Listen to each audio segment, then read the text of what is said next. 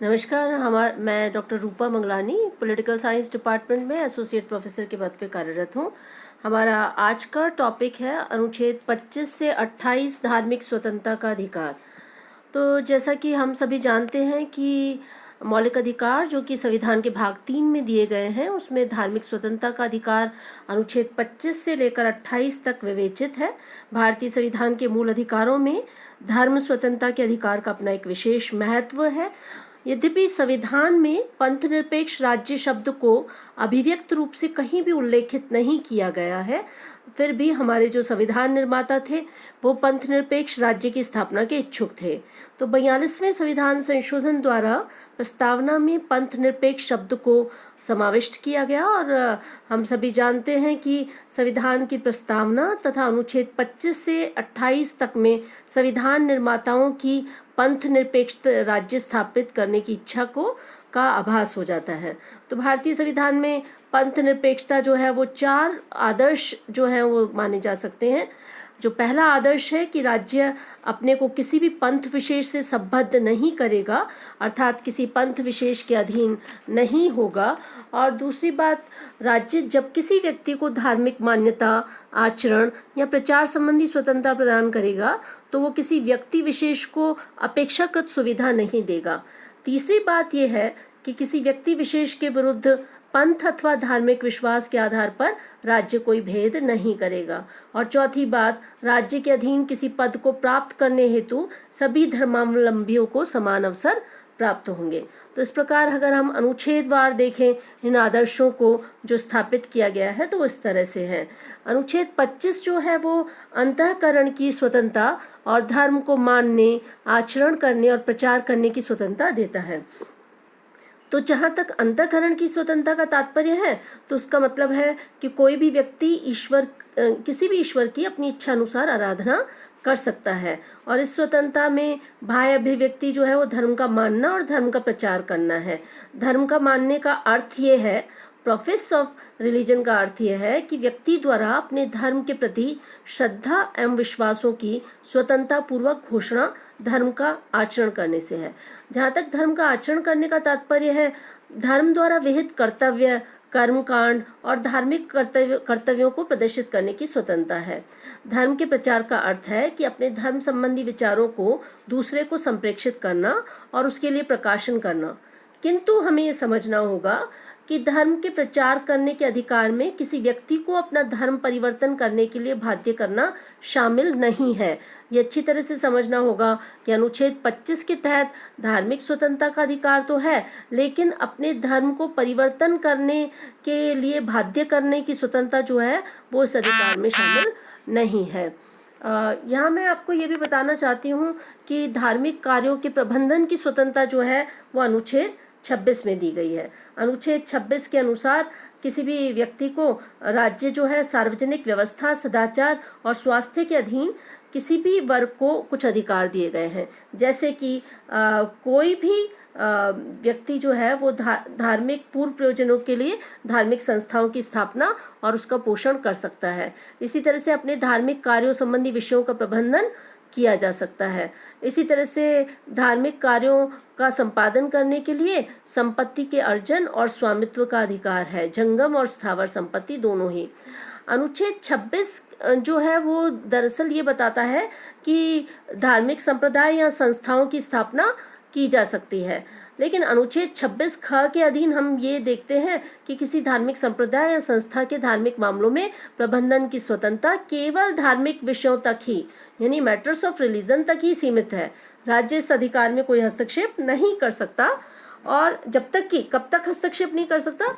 जब तक कि इसका प्रयोग सार्वजनिक व्यवस्था, सदाचार और जनता के स्वास्थ्य के हित के विरुद्ध न किया गया हो।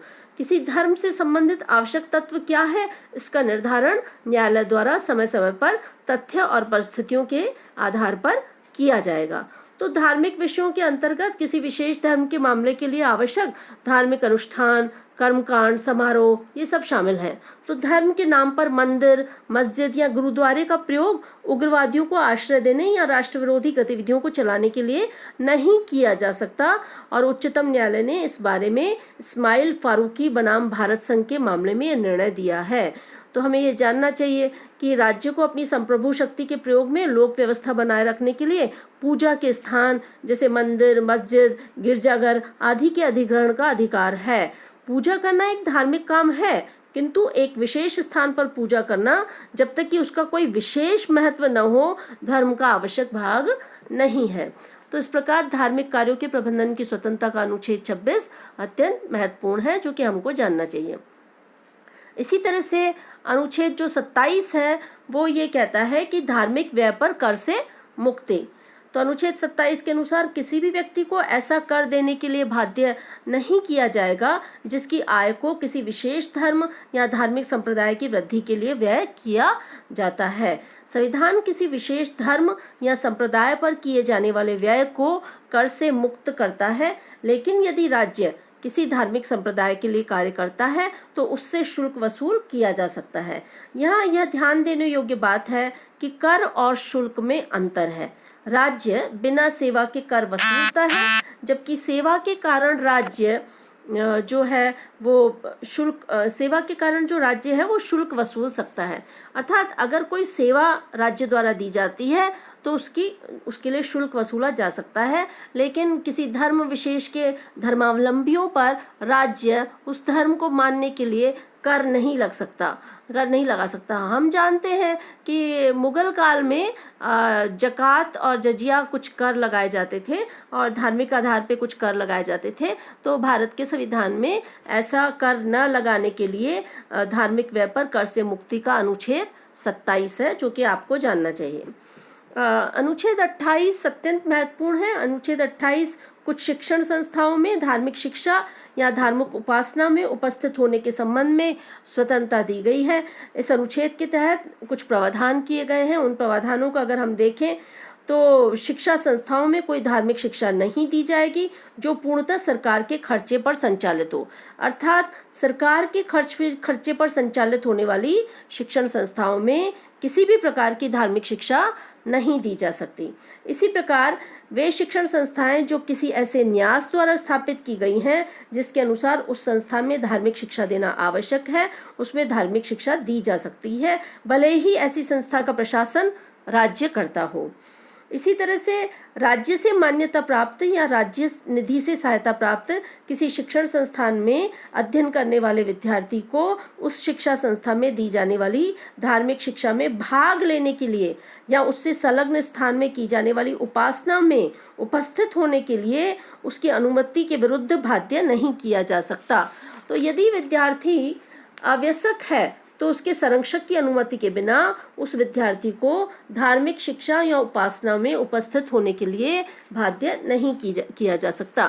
तो इस प्रकार अनुच्छेद 18 जो है वो शिक्षण संस्थाओं में धार्मिक शिक्षा में उपस्थित होने के संबंध में स्वतंत्रता प्रदान करता है। हमें जो धार्मिक अधिकार है, धार्मिक स्वतंत्रता का अधिकार है, उसमें SR बोम्मई बनाम भारत संघ के मामले को ज़रूर जानना चाहिए, क्योंकि SR बोम्मई बनाम भारत संघ के मामले में यह निर्धारित किया गया है कि पंथ निरपेक्षता संविधान का आधारभूत ढांचा है।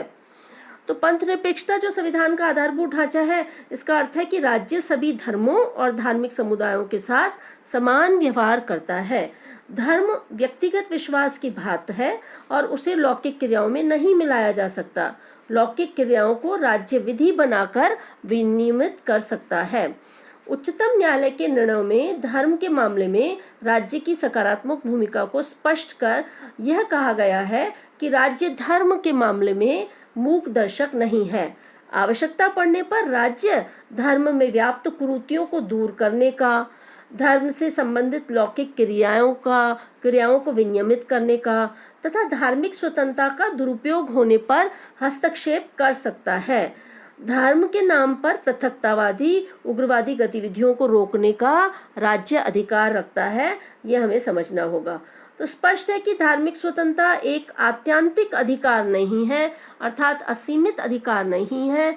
अगर राष्ट्रहित में आवश्यक हो तो राज्य उस पर विधि बनाकर उसको रेगुलराइज, उसको विनियमित कर सकता है। तो इस प्रकार हम देखते हैं कि भारत के संविधान की प्रस्तावना में और अनुच्छेद 25 से लेकर 28 तक धार्मिक स्वतंत्रता का अधिकार भारत के नागरिकों को प्राप्त है।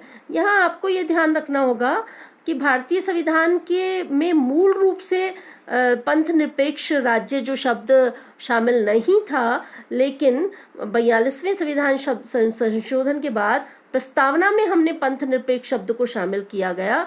लेकिन मूल संविधान में अनुच्छेद 25 से लेकर 28 तक पंथ निरपेक्षता की जो भावना है वो इस रूप में परिलक्षित होती है कि धार्मिक स्वतंत्रता का अधिकार प्रदान किया गया है। और इससे लगता है कि हमारे जो संविधान निर्माता है वो एक ऐसे राज्य की उनके मन में परिकल्पना थी जो कि पूरी तरह से पंथ निरपेक्ष राज्य हो और जिसमें हर धर्म को अबाध रूप से मानने की और उसका आचरण करने की और उसका प्रचार करने की स्वतंत्रता प्राप्त हो। न केवल ये प्राप्त हो बल्कि धार्मिक कार्यों के प्रबंधन की स्वतंत्रता प्राप्त हो और धार्मिक व्यय पर कर से मुक्ति की बात कही गई। साथ ही कुछ शिक्षा संस्थाओं में धार्मिक शिक्षा या धार्मिक उपासना में उपस्थित होने के संबंध में स्वतंत्रता दी गई। जबरन धार्मिक शिक्षा नहीं दी जा सकती, ऐसा जो है अगर कोई धर्मावलंबी नहीं चाहता तो ये बाकायदा ये है कि पूर्णतः सरकार के खर्चे पर संचालित होने वाली शिक्षण संस्थाओं में, न्यास द्वारा स्थापित शिक्षण संस्थाओं में या राज्य से मान्यता प्राप्त शिक्षण संस्थाओं में हमने पूरी तरह से धार्मिक स्वतंत्रता का सभी धर्मों का सम्मान करते हुए और धार्मिक स्वतंत्रता के अधिकार को सुनिश्चित किया है।